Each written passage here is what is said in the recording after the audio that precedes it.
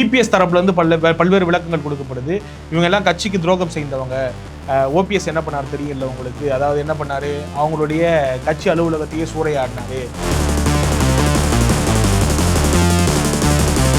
டைலாக்லாம் பேசினாப்ல, தெலுங்கு பட வில்லன் மாதிரி 10 நாள் கெடு உங்களுக்கு, 10 நாளுக்குள்ள நீங்க வந்துட்டு கட்சியை சேர்க்க நடவடிக்கையில் ஈடுபட்டுலாம் நான் என்ன பண்ணுவேனே தெரியாதுன்னா அடுத்த நாள் வந்து அவரை கட்சியில இருந்து எல்லா பொருட்களும் நீக்கிட்டாங்க. மைனஸ் இன்ட்டு மைனஸ் பிளஸ், அதாவது கணக்கை பொறுத்த வரைக்கும் நீங்க மைனஸ் இன்ட்டு மைனஸ் பிளஸ்ன்னு சொல்லலாம். அரசியல் கணக்கு அரசியல் கணக்குல வந்து மைனஸ் இன்ட்டு மைனஸ் டபுள் மைனஸா கூட ஆகலாம் இல்லையா? ஜெயலலிதாவை எதிர்த்து இந்த மாதிரி யாராவது பேசினாங்கன்னா இல்லை இந்த மாதிரியான செயல்பாடுகள் செஞ்ச ஜெயலலிதா என்ன பண்ணுவாங்க? அடுத்த நாளே அட்ரஸ்லாம் அதைத்தானே எடப்பாடியும் பண்ணுவாரு.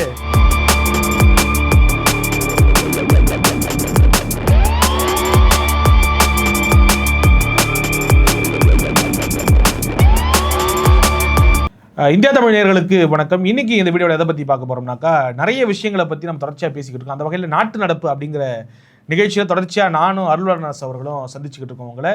இன்னைக்கு நாம் எடுத்திருக்கக்கூடிய தலைப்புங்கிறது, நேற்று வந்துட்டு பசுமன் முத்துராமலிங்க தேவர்களுடைய ஜெயந்தி விழா வந்து கொண்டாடப்பட்டது. அப்போ சில விஷயங்கள் நடந்திருந்தது. குறிப்பாக வந்துட்டு செங்கோட்டையன் ஏற்கனவே அதிமுகவில் செல்லா காசு ஆகிட்டார் அப்படிங்கிற மாதிரி நாங்கள் ஏற்கனவே பேசியிருந்தோம்.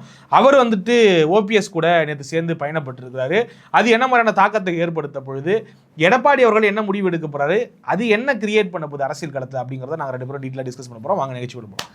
இதில் செங்கோட்டையன் அவர்களும் ஓபிஎஸ் அவர்களும் ஒரே காரில் பயணம் பண்ண ஒரு விஷயம் டாக் ஆஃப் த டவுனாக மாறி பேசும் பொருளாக மாறுற அடுத்த நொடியே அவங்க 2 பேர் சேர்ந்து டிடிவி தினகரனை போய் சந்தித்த விஷயங்கள், உங்கள் 3 பேர் சேர்ந்து செய்தியாளர் சந்தித்த விஷயங்கள்லாம் பெரிய அளவில் பேசும் பொருளாக மாறிடுச்சு. அதன் தொடர்ச்சியாக தினகரனை தவிர்த்து செங்கோட்டையனும் ஓபிஎஸும் சேர்ந்து சசிகலாவை போய் சந்திச்சாங்க. அவங்களும் ஒரு சில செய்திகளை சந்திச்சு நிறைய விஷயங்கள் பேசின விஷயம்தான். அதிமுகவில் வந்து சும்மா தீபாவளி பட்டாசை கொளுத்தி போட்ட மாதிரி ஆயிடுச்சு. படபடன்னு பட்டாசா வெடிச்சுக்கிட்டு இருக்கு அதிமுகவில். இதை தான் இன்டெப்த்தாக டீட்டெயிலாக நம்ம அலசி ஆராய போகிறோம் இந்த வீடியோவில். ஓகே, அதான் ஆக்சுவலாக இவர் சொன்ன மாதிரி தான் வந்துட்டு ஏற்கனவே வந்துட்டு டிடிவி, ஓபிஎஸ், சசிகலா இவங்க எல்லாரும் வந்துட்டு பார்த்தீங்கன்னாக்கா இபிஎஸ் அவர்களுக்கு எதிராக இருக்கிறாங்க. காரணம் வந்துட்டு இபிஎஸ் வந்துட்டு யாரையும் சேர்த்துக்க மாட்டாரு, இபிஎஸ் யாரையும் அனுசரித்து போக மாட்டாரு. இபிஎஸ் தரப்புல இருந்து பல்வேறு விளக்கங்கள் கொடுக்கப்படுது. இவங்க எல்லாம் கட்சிக்கு துரோகம் செய்தவங்க. ஓபிஎஸ் என்ன பண்ணார் தெரியல உங்களுக்கு. அதாவது என்ன பண்ணாரு, அவங்களுடைய கட்சி அலுவலகத்தையே சூறையாடினாரு. இவங்க சசிகலாவை பொறுத்த வரைக்கும் அவங்களை சேர்க்க வேண்டிய கட்டாயம் இல்லை. ஏற்கனவே வித்தியாசமான விளக்கங்கள்லாம் கொடுத்துருந்தார் அவர். ஜானகி அம்மா மாதிரி வந்துட்டு அவங்க வந்து கட்சி நலன் கருதி வந்துட்டு முற்றிலுமாக வெளியேறிடணும், ஒரு ஸ்டேட்மெண்ட்டை விட்டுட்டு அப்படிங்கிற மாதிரிலாம் குறிப்பிட்டிருந்தார் இல்லையா? அந்த வகையில் அது இபிஎஸை பொறுத்த வரைக்கும் தெளிவாக இருக்காரு. கட்சி என் கண்ட்ரோல் தான், யார் கையிலையும் கிடையாது அப்படிங்கிற மாதிரி ரொம்ப தெளிவாக இருக்கிறாப்புல. ஆனாலும் இதை மீறி வந்து செங்கோட்டையன் புதுசாக முளைச்சி வெளியில் வந்தாப்புல, காளான் மாதிரி பூத்து வெளில வந்து பயங்கரமாக ரவுடிஸ் எல்லாம் பண்ணாப்புல. என்ன செங்கோட்டையன் மட்டும் தான் காளானா அல்லது யாரு? செங்கோட்டையன் மட்டும் தான் காளான்னு சொல்கிறீங்களா? இல்லை, அதுக்கு நான் வேற ஒரு உதாரணம் வச்சிருக்கிறேன், அதை சொல்கிறேன். ஆனால் என்னன்னாக்கா திடீர்னு பூத்தாப்புல இல்லையா காளான் மாதிரி. பூத்து என்ன சொன்னாப்புல, பயங்கரமாக டைலாக்லாம் பேசினாப்புல, தெலுங்கு பட வில்லன் மாதிரி 10 நாள் கெடு உங்களுக்கு, 10 நாளுக்குள்ள நீங்கள் வந்துட்டு கட்சியை சேர்க்க நடவடிக்கையில் ஈடுபட்டுலாம் நான் என்ன பண்ணுவேனே தெரியாதோம்னா அடுத்த நாள் வந்து அவரை கட்சியில இருந்து எல்லா பொருட்களும் நீக்கிட்டாங்க. ஆக்சுவலாக இப்போ கூட இப்போலாம் ஓபிஎஸோட சேர்ந்து வந்திருக்கீங்களே, தினகரன் போய் சந்திச்சிருக்கீங்க, கட்சியோட நீக்கினா சந்தோஷம் இல்லை. ஆக்சுவலாக ஆமாம், இப்போ என்னன்னா நீக்கினா சந்தோஷம்னு அவர் சொல்லிட்டாரு. அவருக்கு என்னன்னாக்கா நீக்க போறாங்கன்னு தெரிஞ்சு என்ன தைரியத்தில் அப்படி சொல்றாரு? ஏன்னா அவருக்கு எம்எல்ஏ சீட் கிடையாது இந்த வாட்டி தெரிஞ்சு போச்சு, அவர் டம்மி ஆகிட்டாங்கன்னு தெரிஞ்சு போச்சு. இப்போ நாமளும் ஒரு அடையாள அரசியல் பண்ண வேண்டிய கட்டாயம் இருக்குது அப்படின்னு உடனே ஏற்கனவே ஒரு செல்லா காசு இருக்கிறாப்புல, அவர் கூட நம்மளும் ஜெல் ஆகிடுவோம் அப்படின்னு சொல்லிட்டு செல்லா காசும் ஜெல்லாகி தமாஸ் பண்ணுறாங்க. மைனஸ் இன்டு மைனஸ் பிளஸ் தானே? மைனஸ் இன்ட்டு மைனஸ் பிளஸ்ஸா? அதாவது கணக்கை பொறுத்த வரைக்கும் நீங்கள் மைனஸ் இன்ட்டு மைனஸ் பிளஸ்ன்னு சொல்லலாம். அரசியல் கணக்கில் வந்து மைனஸ் இன்ட்டு மைனஸ் டபுள் மைனஸாக கூட ஆகலாம் இல்லையா? ஆக மொத்தம் நீங்கள் ஒரு விஷயத்தை புரிஞ்சுக்கணும். பார்த்தா இங்கே 4 மைனஸில் இருக்காங்க. ஆமாம், நீங்கள் வந்துட்டு எப்படி மதிப்பிடுறீங்கன்னு தெரியல, இவங்க 4 பேர் எப்படி மதிப்பிடுறீங்கன்னு தெரியல. நான் வந்து பிளவுபட்டவங்கன்னா ஒன்று சேர்ந்துட்டாங்க, நான் எதிரணி ஈஸியாக அவங்க உருவாக்கிட மாட்டாங்களா அப்படிங்கிற ஒரு கேள்வி இருக்கு. அதுதான் நான் என்ன பொறுத்த வரைக்கும் கவலைப்படல, அதான் எதுவும் இருந்தாலும் பார்த்துக்கலாங்க அப்படின்னா களை எடுத்துட்டாங்க. இந்த எலெக்ஷன்ல எங்களை களை எடுத்தாலும் எங்களுக்கு வெற்றி தான் அப்படின்னு எடப்பாடி தைரியமா பேசுறாரு. எடப்பாடியை பொறுத்த வரைக்கும் அதிமுக ஜெயிக்கலங்கிறது அப்பாற்பட்ட விஷயம். அதிமுக வந்து ஜெயிக்கணுங்கிறதா எல்லாருடைய எண்ணமாக இருக்கும். குறிப்பாக எடப்பாடிக்கு வந்துட்டு தன்னுடைய லீடர்ஷிப்ல அதிமுக ஜெயிக்கணும். எந்த ஒரு ஆளாக இருந்தாலும் அப்படிதான் நினைப்பாங்க. இப்போ நீங்களா இருந்தாலும் நானா இருந்தாலும் ஒரு கட்சி எடுத்து நடத்துறேனாக்கா, கட்சிங்கிறது ஒரு பெரிய ஸ்தாபனம், மக்கள் ஸ்தாபனம் அப்படிங்கிறது. அதுவும் அதிமுக மாதிரி வந்து தமிழ்நாட்டு அதிகமாக ஆண்ட கட்சினாக்கா நிச்சயமாக அந்த எதிர்பார்ப்புலாம் இருக்கும். ஆனால் அதெல்லாம் தாண்டி கட்சியை கட்டுக்கோப்பாக வச்சுக்க வேண்டிய கட்டாயம் இருக்குது. இப்போ ஜெயலலிதாவை எதிர்த்து இந்த மாதிரி யாராவது பேசினாங்கன்னா இல்லை இந்த மாதிரியான செயல்பாடுகள்லாம் செஞ்ச ஜெயலலிதா என்ன பண்ணுவாங்க?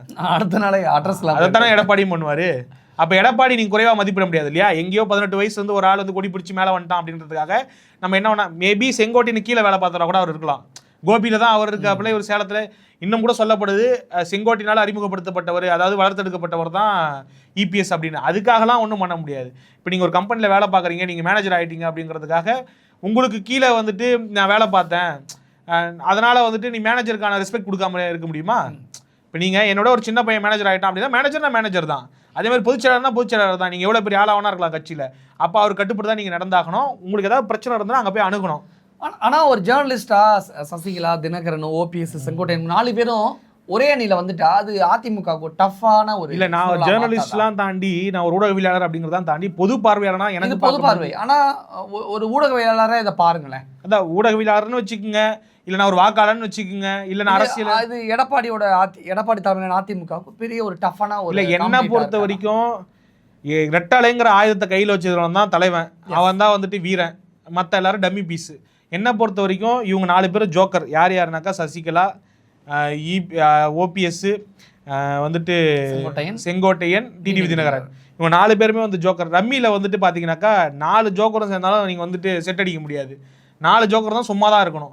கூட மற்ற விஷயங்கள்லாம் சேர்ந்தா தான் வந்துட்டு நீங்கள் செட் அடிக்க முடியும். ஆக இவங்க 4 பேரும் ஜோக்கர் அப்படிங்கிற மாதிரி தான் நான் பார்க்குறேன். ஏன்னா வந்துட்டு அவங்களால பெருசாக எதுவும் பண்ணிட முடியாது. இவங்க 4 பேருமே இபிஎஸ் வந்து எடப்பாடி பழனிசாமி ஈஸியாக ஹேண்டில் பண்ணிட்டு இந்த செக்மேட்லேருந்து ஈஸியாக வின் பண்ணிடுவாரா?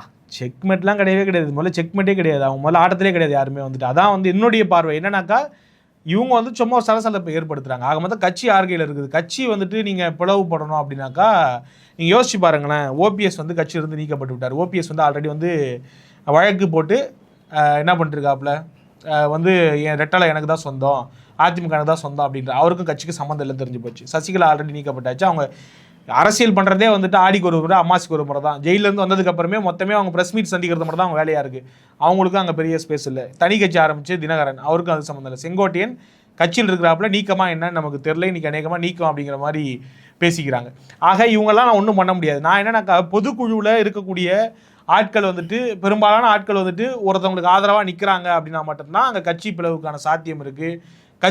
கட்சியை கைப்பற்றுறதுக்கான சாத்தியம் இருக்குது அப்படின்னு நான் பார்க்குறேன். அப்போ அதற்கான சாத்தியமே இங்கே இல்லை. எல்லாரும் எடப்பாடி பக்கம் சாஞ்சிட்டாங்க. எல்லாரும் எடப்பாடி பக்கம் தான் நிற்கிறாங்க. அப்போ அங்கே ஒரு கழகம் பிறக்கிறதுக்கான வாய்ப்பும் சூழலும் இல்லைங்கிறத நம்ம புரிஞ்சுக்கிறோம். அப்போ இவங்களுடைய ரோல் என்னவா இருக்குது அப்படிங்க. இவங்க வந்து தனியாக ஒரு நீங்கள் சொல்கிற மாதிரி இவங்களுக்கு உண்மையிலேயே ஒரு மேன் மாஸ் இருந்து ஒரு கேடர்ஸனுடைய ஆதரவுலாம் இருந்தால் நம்ம யோசிக்கலாம். இருக்குன்னு நீங்கள் நினைக்கிறீங்களா? அதான் கேள்வி. இல்லை, எனக்கும் இருக்குது அப்படிங்கிற மாதிரி தோணலை. ஏன்னா பெரும்பாலான அதிமுக தொண்டர்களுடைய ஆதரவு வந்து எடப்பாடி பழனிசாமி பக்கம் தான் இருக்குது. அப்படிங்கிறப்ப எல்லாரும் எடப்பாடி பழனிசாமி பக்கம் தான் இருப்பாங்க அப்படின்னு மட்டும் தான் தோணுது. ஒருவேளை எலெக்ஷனுக்கு அப்புறம் அல்லது எலெக்ஷனுக்கு முன்னாடி வரைக்கும் ஏதாவது மாறிடுமா அப்படின்னு ஒரு விதமான. ஒன்றுமே மாறாது. அவர் ரொம்ப ஸ்டபனாக இருக்கார். ஏன்னா நான் எப்படி சொல்கிறேன்னாக்கா இந்த கட்சியை வந்துட்டு தன்வசப்படுத்தி தான் நடத்தணுங்கிறத ரொம்ப ஆழமான ஒரு சிந்தனை கொண்டவராக இருக்கார், உறுதியாக இருக்கார். ரெண்டாவது இந்த கட்சி வந்துட்டு அவர் லேசாக கையில் எடுக்கலை. ஒரு அதிமுக மாதிரியான கட்சி, ஒரு 1.5 கோடி தொண்டர்களை வச்சிருக்கக்கூடிய கட்சிங்கிறது வந்துட்டு அப்படி ஜஸ்ட் லைக் தட்னு ஹேண்டில் பண்ணுற முடியாதுன்னு எல்லாருக்கும் தெரியும் இல்லையா? அப்போ இந்த கட்சியை பொறுப்பெடுத்துக்கணும் அப்படின்னு வரும்போது இதே செங்கோட்டையன் கோபி செட்டிப்பாளையத்தை சேர்ந்த இன்னைக்கு செல்லா காசா போயிருக்கக்கூடிய செங்கோட்டையன் கீழே அந்த வாய்ப்பு வந்தது. சசிகலா யார்கிட்ட முதல்ல அதை கொடுக்க போனாங்கன்னாக்கா செங்கோட்டையன் கிட்ட தான். அப்போ பயந்துங்கன்னா ஐயோ நம்ம மத்திய அரசு எப்படி சமாளிக்கிறது, மாநில அரசு திமுக எப்படி சமாளிக்கிறது, இல்லை வந்துட்டு அன்றைக்கி வந்துட்டு அதிமுக தான் அரசாக இருந்துச்சு, இருந்தாலும் திமுகவை சமாளிக்கணுமே, பாஜகவை சமாளிக்கணுமேன்னு சொல்லிட்டு பயந்து ஓடினால தான் இவர் இன்றைக்கி வந்து வீரவசனம் வெட்டி வசனம்லாம் பேசிக்கிட்டு இருக்கிறாப்புல. ஆக இந்த கட்சியை வந்து திறம்பட எடுத்து நடத்தக்கூடிய ஆளாக இப்போ எடப்பாடி மாறி இருக்காரு. அப்போ அவருக்கான ரீப்ளேஸ்மெண்ட்டுக்கு முதல்ல உங்களுக்கு தைரியம் வேணும். இதெல்லாம் தாண்டி எடப்பாடி பழனிசாமி அதிமுகவுடைய பொதுச் செயலாளராக வந்த பிறகு அவர் அடித்த 10 பேருமே டான் தான், அப்படி தானே? அது அப்படி நம்ம அப்படி சொல்லலாம்.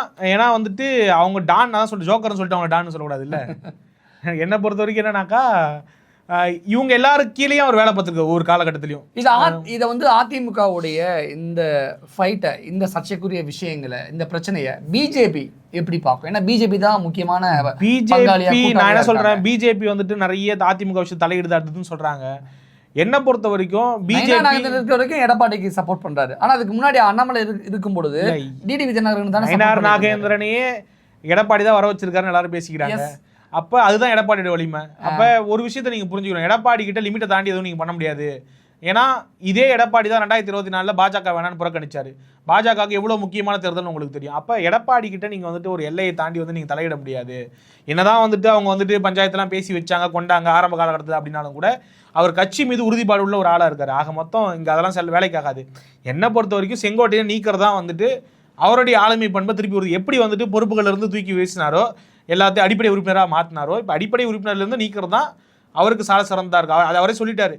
அதை பற்றி எங்களுக்கு தயக்கம் கிடையாதுங்க. கட்சிக்கு எதிராக யாராவது செயல்பட்டாங்கன்னா நாங்கள் தூக்கி போட்டு நேற்று பிரஸ் மீட் சொல்லிட்டாரு. அது சசிகலாவாக இருந்தாலும் சரி அண்ணாமலையா இருந்தாலும் சரி அவர் அடிச்சு அண்ணாமலையில அவர் தூக்க முடியாது. அண்ணாமலை தூக்கிட்டு நயனா நாகேந்திரன் உட்கார வச்சிருக்காரு. அது அவருடைய அரசியல் ஸ்ட்ராட்டஜி, அரசியல் வல்லமை. டானா எடப்பாடி அப்படிங்கிற ஒரு கேள்வி இருக்குல்ல. இல்ல அதுதானே ஒரு பொலிட்டீஷியன் பண்ணி ஆகணும். ஒரு பொலிட்டீஷியன் எல்லா விஷயத்தையும் பண்ணாதானே. தான் கட்சியில மட்டும் சசிகலா செங்கோட்டையனை தூக்கல, ஆப்போசிட் கூட்டாளி கட்சியான பிஜேபியிலேயே அண்ணாமலை தூக்கிட்டாங்கிறது நீங்க பெரிய ஸ்ட்ரென்த். எடப்பாடி இவ்வளோ ஸ்டெப் எடுத்து வந்து அந்த கட்சி வழி நடத்துறதுங்கிறதே வந்து ரொம்ப ரொம்ப ஆச்சரியமான விஷயம். ஏன்னா அவ்வளோ பெரிய கட்சியை எவ்வளோ பதட்டம் இருக்கும் உங்களுக்கு. நம்ம ஒரு 10 பேரை வச்சு ஒரு கம்பெனி நடத்துறதே நம்மளுக்கு கை காலெல்லாம் உதறும்.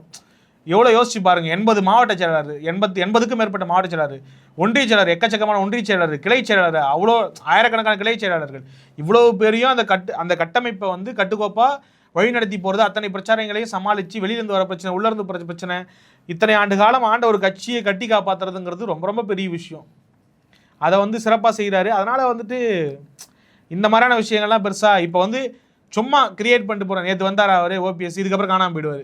இனி என்னைக்கு வருவாருன்னு தெரியாது. அந்த வண்டி எப்போ எடுப்பார், போயிட்டு ஆயில் போட்டு வைப்பாப்புல உள்ள, ஏதோ என்னைக்கு வந்துட்டு அந்த வேன் எடுக்கிறாருன்னு தெரியல நமக்கு. அதிமுகவை எடப்பாடி பழனிசாமி ரொம்ப திறம்பட சிறப்பாக வழி நடத்திட்டு போகிறாங்க. ஆனால் தமிழரசன் சொன்ன மாதிரி என்னைக்காவது ஒரு நாள் வந்து ஓபிஎஸ் வந்து வெளியில் எட்டி பார்க்குறாரு. அந்த வகையில் தேவர் அந்த குரு பூஜை இல்லை அவர் இப்படி மீட் பண்ணி வெளியில் முகம் காட்டிட்டு போயிருக்காங்க. இனிமேல் எப்படி சமாளிக்க போகிறாங்க, இது எடப்பாடிக்கு பெரிய தலைவலியா இல்லை இதெல்லாம் ஒரு சப்ப மேட்டரா அப்படிங்கிறத எடப்பாடி பழனிசாமியோடைய அடுத்தடுத்த நடவடிக்கைகள் மூலமா நம்ம எல்லாருக்குமே தெரிய ஒரு நம்புறோம்.